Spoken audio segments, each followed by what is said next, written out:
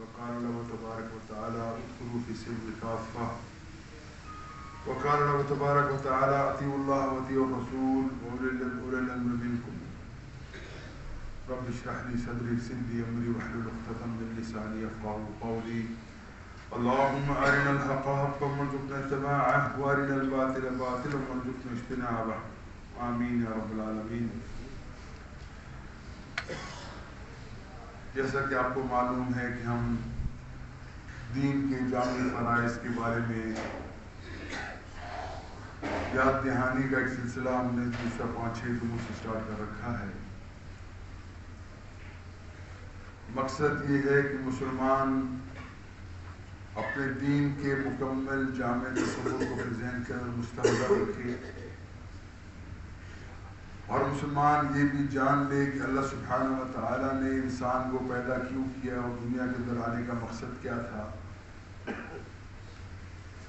اور جس وقت ہمیں یہ معلوم ہو جائے کہ ہمارا دنیا میں آنے کا مقصد کیا ہے تو یقیناً اس کے لیے اسی حساب سے تیاری بھی کی جاتی ہے، محنت بھی کی جاتی ہے تاکہ ہم اپنے کام کو بخوبی سے انجام دینے کی کوشش جاری رکھیں۔ اس لیے میں نے آپ کو بنیادی چیز بتائی تھی کہ اسلام کا بنیادی جوہر اساسی چیز وہ ایمان ہے، اللہ کے اوپر ایمان، اللہ کے رسولوں کے اوپر ایمان، فرشتوں کے اوپر ایمان، آخرت کے دن کے اوپر ایمان، اور یہ ایمان ہمیں مجبور کرتا ہے کہ ہماری زندگی کا لائحہ عمل اللہ اور اللہ کے رسول کے طریقوں کے مطابق ہی ہو،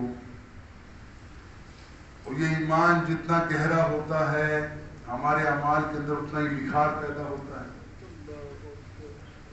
آپ کے سامنے میں نے عرض کیا تھا کہ ہم اپنے ذہن کے اندر ایک مثال رکھیں، سمجھانا مثال سے آسان ہوتا ہے کہ بندہ ایزی سمجھ جاتا ہے۔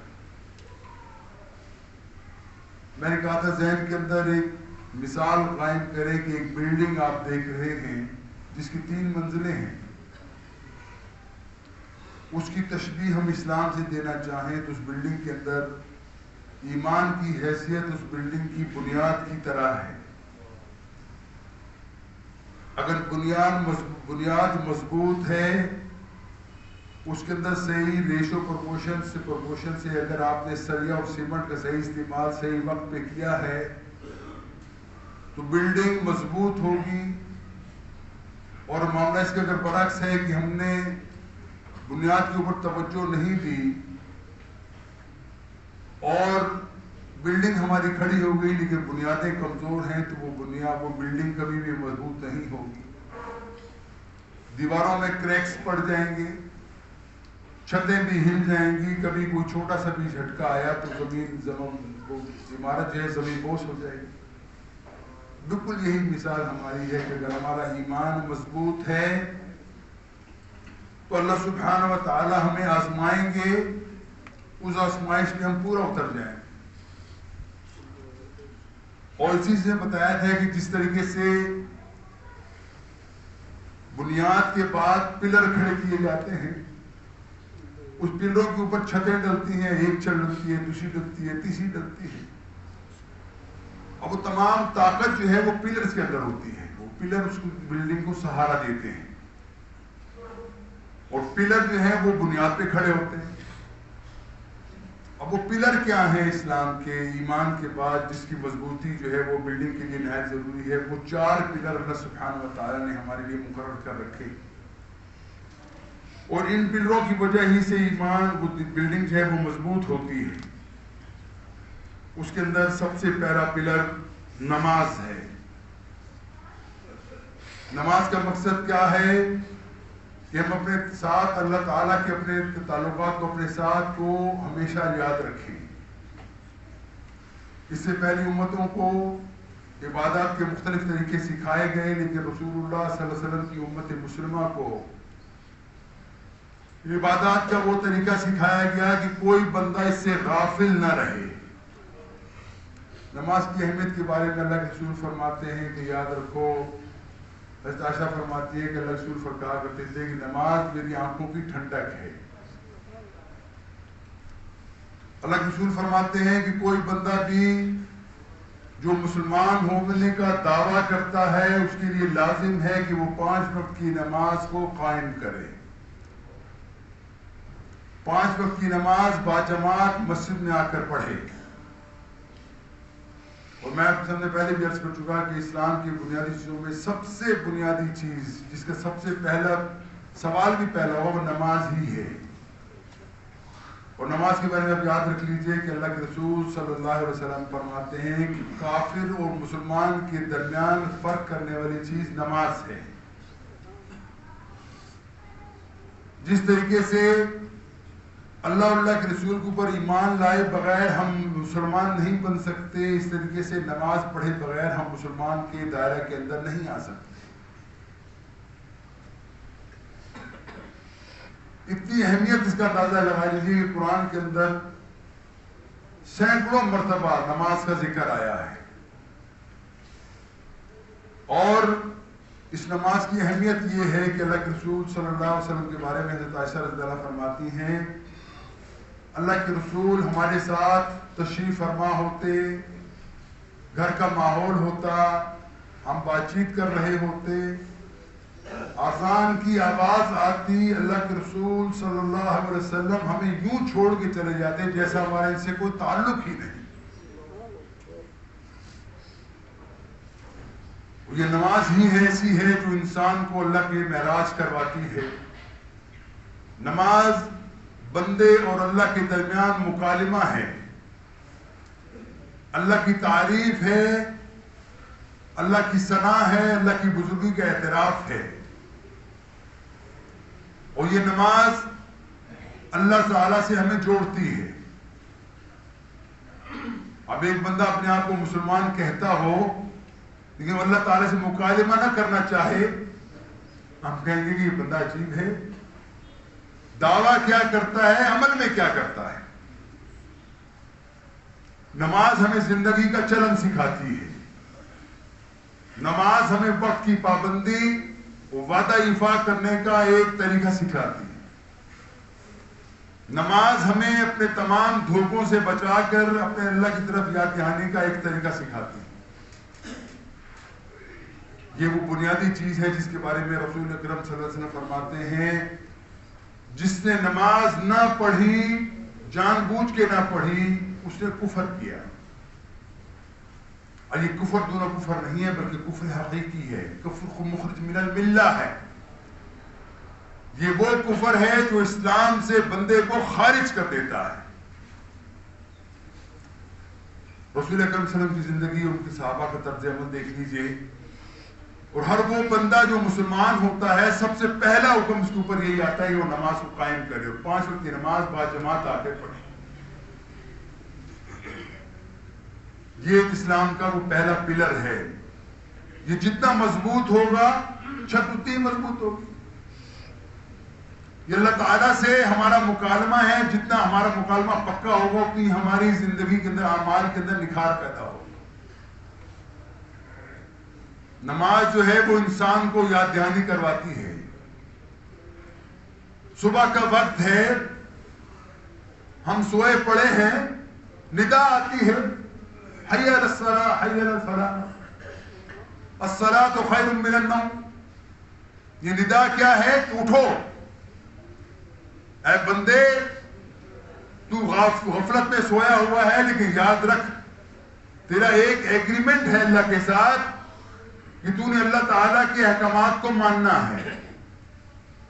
آجا کامیابی کی طرف، آجا بھلائی کی طرف. یہ نیند سے بہتر ہے کہ تو نماز کی طرف آ جائے. یہ ہمارا ایگریمنٹ ہے، ہمیں جگایا جاتا ہے اٹھو. اب اس وقت کشمکش ہے. اس شخص کی زندگی کے اندر 2 قوتیں کار فرما ہیں. ایک شیطانی قوت ہے جو کہتے سو جا، بات بڑی سخت سردی ہے یا بڑی گرمی ہے، پڑا رہو، بستر تیرا بڑا نرم ہے، اٹھنا نہیں. دوسری طرف رحمان کی پکار ہے، آجا مسجد کی طرف، آجا اپنے سر کو جھکانے کے لیے، آجا آجا اللہ تعالیٰ سے طلب کرنے کا یہ موقع ہے، تو آجا. اب اگر ایک شخص کھڑا ہو جاتا ہے، اپنے بستر کو چھوڑ دیتا ہے، یہ شیطان کو بہت بڑا صدمہ پہنچانے والی بات ہے کہ یہ بندہ شیطان کی بات کو رد کر کے رحمان کی طرف چلا جاتا ہے کہ میں اللہ کے راستے میں نکلا ہوں، مسجد میں آتا ہوں، گھر سے اچھی طرح وضو کر کے نکلتا ہے، جتنے وہ قدم مسجد کی طرف چلے گا اللہ کے رسول فرماتے ہیں کہ اس کا ایک ہی قدم کے اوپر اس کو نیکیوں کا انبار لگا دیا جاتا ہے کہ یہ بندہ اپنی اس مصیبت میں اپنے آپ کو ڈالا صرف میری رضا کے لیے، میری خوشنودی حاصل کرنے کے لیے۔ حضرات حقیقت یہ ہے کہ اگر بندے کے پاس نماز نہیں ہے تو کچھ بھی نہیں۔ میں کہہ چکا کہ یہ نماز وہ چیز ہے کہ عبداللہ بن ابی جیسے شخص رئیس المنافقین کو اپنا اسلام ثابت کرنے کے لیے 5 وقت کی نماز مسجد میں آ کے پڑھنا پڑتی تھی، لیکن ہمارا حال دیکھ لیجیے آپ، ایک اندازہ محتاط اندازہ ہے کہ پاکستان کے اندر خاص طور پہ 80% لوگ نماز نہیں پڑھتے اور تصور میں اپنا بھی بنا رکھا ہے کہ اللہ کے ساتھ معافی مانگ لیں، اللہ کے سامنے گناہوں کا اعتراف کر لیں، نہیں پڑھتے تو نہ پڑھیں، وہ جمعے کی نماز لازم کر دیتے، جمعے کی ضرور پڑھ لی، باقی 5 نمازوں کی کوئی فکر نہیں۔ اور کچھ ایسے لوگ بھی ہیں جو رمضان کے اندر نماز کے اندر بڑے پکے ہوتے ہیں، جیسے رمضان گیا نماز گئی، اور ایسے لوگ بھی دیکھے گئے جو صرف عید کی نماز پڑھنے کو ضروری سمجھتے ہیں، باقی نمازیں تمام ہو گئی۔ اگر تھوڑی سی بندہ عقل استعمال کرے کہ بھئی نماز کیوں پڑھتے ہو، ظاہر تو ہر بندہ کہے گا نہیں اللہ کا حکم ہے، رسول اکرم صلی اللہ علیہ وسلم کا حکم ہے، اپنے آپ کو درست کرنے کا طریقہ ہے جب بھی میں نماز پڑھتا ہوں۔ اب بتایا جائے کہ اسی رسول نے یہ بتایا کہ نماز نہیں پڑھو گے کافر ہو جاؤ، اس وقت دھیان نہیں جاتا ہمارا۔ اور یہودیوں نے پھپتی کسی ایک مرتبہ پڑھی اس میں، کیا لوگوں مسلمانوں سے تم ڈرنا شروع ہو گئے ہو، ڈرو مت، یقیناً مسلمان وہ چنگاری ہے جو کسی وقت بھڑک کے ایک شعلہ جوالا بن جائے گی، اور جب یہ بنے گی تو پہچان تمہیں بتا دیتا ہوں پہچان کیا ہے اس کی۔ جب تم یہ دیکھنے لگو کہ مسلمانوں کی فجر کی نماز کے اندر اتنے لوگ آتے ہیں جتنے لوگ جمعہ کی نماز میں ہوتے ہیں یا عید کی نماز میں ہوتے ہیں، تو سمجھ لو کہ تمہاری بدبختی کے دن قریب آ گئے، کہ مسلمان اب جاگ گیا، وہ اپنے حقوق کے لیے تیار ہو گیا، وہ دنیا کے اندر اسلامک اسٹیٹ قائم کرنے کے لیے تیار ہو گیا، اللہ کی حاکمیت کو، اللہ کو سب سے بڑا کرنے کے لیے اس نے کمر بستہ کر لی۔ جب تک یہ معاملہ نہیں ہوتا بالکل بے غم رہو، یہ تمہاری طرح جیسے ہم ہیں جیسے یہ بھی ویسے ہی ہیں، یہ چلتی پھرتی لاشیں تو ہو سکتی ہیں لیکن وہ ایمان والے مسلمان نہیں ہو سکتے۔ یہ بنیادی وہ چیز تھی بھائیو، اگر ہم بلڈنگ کو واقعی اچھا بنانا چاہتے ہیں، اگر بنیاد ہماری درست ہے، مضبوط ہے، ایمان پکا ہے، اس کے بعد اس بنیاد کے اوپر پلر ہم نے نماز کا اگر پکا کھڑا کر دیا ہے تو سمجھ لو کہ یہ بلڈنگ آگے جانے والی ہے، ورنہ بلڈنگ گر جائے گی کسی وقت۔ پھر نماز کے بارے میں یہ بھی سمجھ لیجئے کہ اللہ کے رسول صلی اللہ علیہ وسلم نے نماز کا طریقہ بتایا اور کہا صلو کما رأیتمونی اصلی، اے لوگوں تو نماز ویسے پڑھو جیسے تم نے پڑھتا ہوا دیکھتے، جیسے میں پڑھتا ہوں، جیسے میں اپنے صحابہ کو سکھاتا ہوں، تم بھی نماز ویسے ہی پڑھو۔ اللہ کے رسول کو نماز کس نے سکھائی؟ رسول اللہ صلی اللہ علیہ وسلم کے پاس جبرائیل علیہ السلام آتے ہیں، 3 دن مسلسل اللہ کے رسول کو نماز کا طریقہ سکھاتے ہیں، کس سے کیسے رکوع کرنا ہے، کیسے سجود کرنا ہے، کیا پڑھنا ہے، کب پڑھنا ہے، کیسے پڑھنا ہے، تمام چیزیں تفصیل سے بتا کے جاتے ہیں، اور یہ تمام چیزیں احادیث کے اندر موجود ہیں۔ اب امت مسلمہ کو توڑنے کے لیے، تفرقہ ڈالنے کے لیے مختلف چیزیں ہم نے بنا دی۔ اگر ہم نے نماز پڑھنی ہے، وہ نماز پڑھنی ہے جو اللہ کے رسول بتا کر گئے ہیں، جس کے ثبوت و اشارات احادیث کے اندر موجود ہیں، ہمیں اس طرف آنا چاہیے کہ اللہ کے رسول کا طریقہ یہ تھا نماز پڑھنے کا۔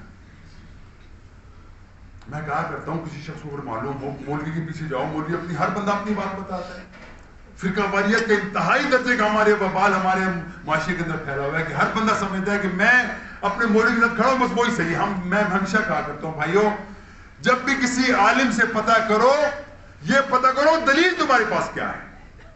رسول اللہ صلی اللہ علیہ وسلم کی نماز کا طریقہ کیا ہے، اللہ کے رسول کو جبرائیل علیہ السلام نے کون کون سی نمازیں کس طریقے سے سکھائی ہیں۔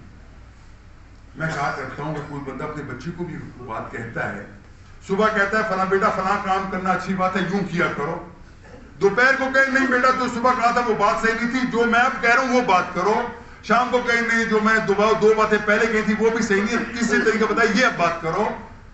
وہ بچہ سوچے گا میرا ابا بھی پتہ نہیں کیا ہے، کبھی کچھ کہہ کہتا ہے کچھ کہتا ہے، ایک بات ٹھہرتا نہیں۔ یہی مثال رسول اکرم صلی اللہ علیہ وسلم کی بات کے اوپر ہم بہتان لگاتے ہیں، بہت بڑا بہتان کہ اللہ کے رسول کا طریقہ یہ بھی تھا، یہ بھی تھا، یہ بھی تھا، یہ بھی تھا۔ ثبوت چاہیے اس کے، ثبوت صحیح حدیث کا چاہیے، ثبوت ہمیں آثار کا چاہیے، ثبوت ہمیں تواتر کا چاہیے۔ آثار کیا ہے کہ رسول اکرم صلی اللہ علیہ وسلم کو نماز پڑھتے ہوئے صحابہ نے دیکھا، ان کو نقل کیا، حدیث کے اندر اس کی تمام ڈیٹیل موجود ہے، وہ ثبوت ہے ہمارے پاس۔ تواتر کیا ہے کہ اللہ کے رسول نے جو طریقہ اپنے علاقے میں سکھایا، مدینہ میں مکہ میں پیدا ہوئے وہاں بڑے ہوئے جو طریقہ سکھایا، وہ تواتر آج تک چل، اس کو کوئی تبدیل نہیں کر سکتا، وہ تواتر ہے۔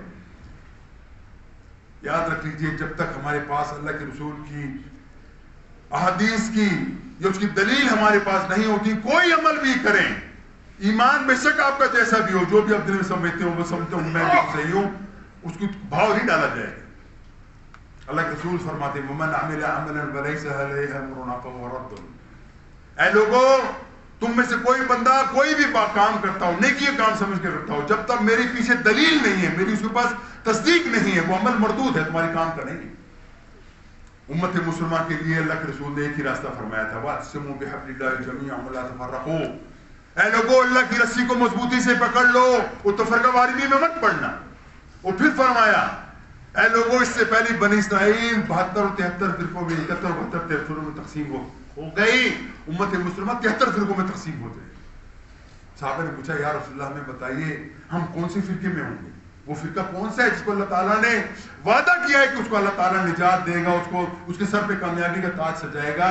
اللہ کے رسول فرماتے ہیں جو میرے طریقے پہ، میرے اصحاب کے طریقے پہ، وہی ناجی طریقہ ہے، وہی ناجی فرقہ ہے، اس کے علاوہ کوئی ناجی فرقہ ہے۔ بنیادی چیز سمجھنی چاہیے نا ہمیں، اللہ کے رسول، ہمیں اللہ کے رسول سے محبت ہے۔ ہم اللہ کے رسول کو چھوڑ کے کسی اور طرف اگر نکل جائیں گے تو کیا ہوگا؟ قیامت والے دن شرمساری کے علاوہ کچھ ہمارے سامنے چیز نہیں آئے گی، ہم شرمندہ ہوں گے کہ ہم نے کیا کیا۔ حقیقت یہی ہے بھائیو، اگر ہم نے واقعی اللہ کے رسول سے محبت کا جذبہ ہمارے دل کے اندر پیدا ہوا ہے، ہم چاہتے ہیں کہ اللہ کے رسول کے ہاتھوں جام پئیں، قیامت والے دن روز محشر میں ہمارے ہاتھ میں وہ حوض کوثر سے وہ جام ہمیں پلایا جائے، اللہ کے رسول کے پیچھے چلنا لازم ہوگا۔ تمام فرقہ واریت سے نکل کے صرف اللہ کے رسول کے پیچھے چل جاؤ، اور طریقہ بالکل آسان۔ قرآن کا میں ہمیشہ کہا کرتا ہوں، دعوے سے کہا کرتا ہوں، قرآن کا مجرد ترجمہ پڑھ لو، اور کوئی مسئلہ بھی پیش آپ کے سامنے آ جائے، اللہ کے رسول کے فرامین مجموع ہمارے پاس ہر زبان کے اندر ترجمہ شدہ موجود ہیں، اس کو پڑھ لو، ہر مسئلے کا حل آپ کو مل جائے گا۔ اور کبھی کسی سے پوچھنا پڑ جائے تو دلیل قرآن اور حدیث کی مانگو، کسی شخص کی ذاتی آراء کو مت جانو، کسی ذات کی ذاتی مرضی کسی بندے کی اس کی بات کو چھوڑ دو، بالکل اس کے پیچھے مت چلو، دلیل یہ مانگو کہ ہمیں بتایا جائے کہ اللہ کے رسول کا طریقہ کیا تھا، حدیث کہاں پہ ہے، اس کا متن کیا ہے، اس کی سند کیا ہے، اس کی اتھینٹسٹی کیا ہے کہ اللہ کے رسول نے فرمایا کیسے فرمایا، کب فرمایا، یہ پوچھو۔ اگر یہ طلب دل کے اندر پیدا لگ گئی، اللہ کرے گا تمام مسئلے حل ہو جائیں۔ آپ کو معلوم ہے ہر امت مسلمہ کی، خاص کر جو ہم کہتے ہیں اہل سنت والجماعت، ان کا یہ عقیدہ ہے قیامت سے پہلے اللہ کا دین دنیا کے اندر غالب ہو جائے گا، نافذ ہو جائے گا، اللہ کا کلمہ سر بلند ہو، اور اس کے لیے اللہ کے رسول فرماتے ہیں کہ قیامت سے پہلے فتنوں کے دور کے اندر اللہ سبحانہ تعالیٰ عیسیٰ کو نازل فرمائیں گے۔ عیسیٰ جن کو زندہ اٹھا لیا گیا آسمانوں کے اوپر، وہ بھی آسمانوں کے اندر زندہ موجود ہیں، وہ دوبارہ نازل ہوں گے، امت مسلمہ کے فرد کی حیثیت سے دنیا کے اندر آئیں گے، وہ آ کے مہدی کی بیعت کریں گے۔ مجھے بتاؤ اگر واقعی ہم سمجھتے ہیں کہ تمام فرقہ واریت، تمام چیزیں وہ درست ہیں، تو وہ لوگ کون سے فرقے کے اندر ہوں گے؟ مہدی علیہ السلام کے بارے میں کہ وہ کون سے فرقے میں ہوں گے، عیسیٰ علیہ السلام کون سے فرقے میں ہوں گے؟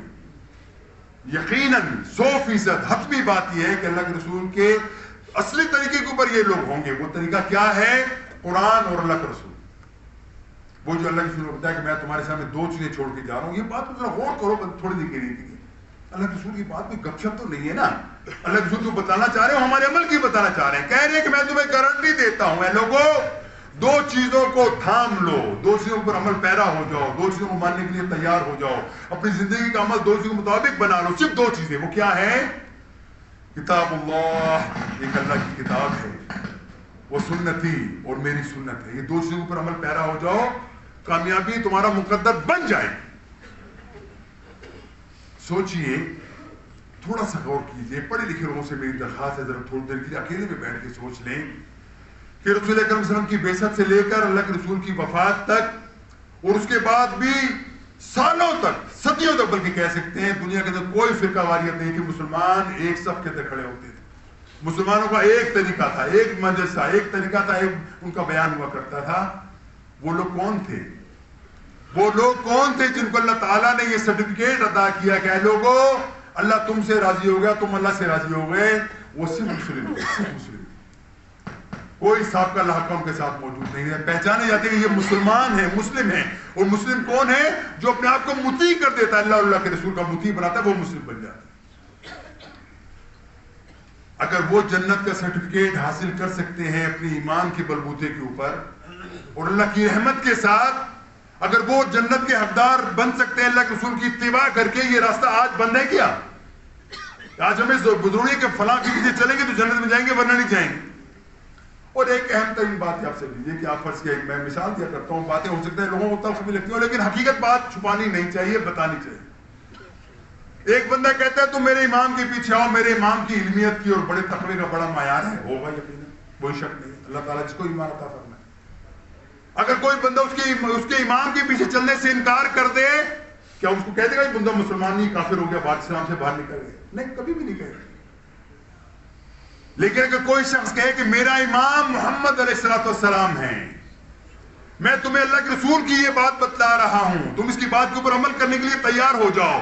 اگر وہ کہنے جی میں تو اللہ کے رسول کی بات نہیں مانتا, میں تو اپنے فلاں بندے کی بات مانوں گا, مجھے بتائیے کہ آپ اس کے ایمان کے بارے میں کیا کہیں گے؟ وہ بندہ ایمان والا ہے یا بے ایمان ہو چکا؟ یہی بات ہے, اصل بات یہی ہے. اگر تمہارا دل ٹھک گیا کہ تم اللہ کے رسول کے ساتھ محبت کرنے کا اظہار کرتے ہو, تم یہ سمجھتے ہو کہ اللہ کے رسول کی دعوت سے آگے کوئی دعوت نہیں, ان کی تعلیمات سے آگے کوئی تعلیم آگے بڑھ کے نہیں ہے, تو کدھر اوندے ہو جاتے ہو, کہاں گھوم جاتے ہو, کہاں گمراہ ہو جاتے ہو, اپنے آپ کو بچاتے کیوں نہیں ہو؟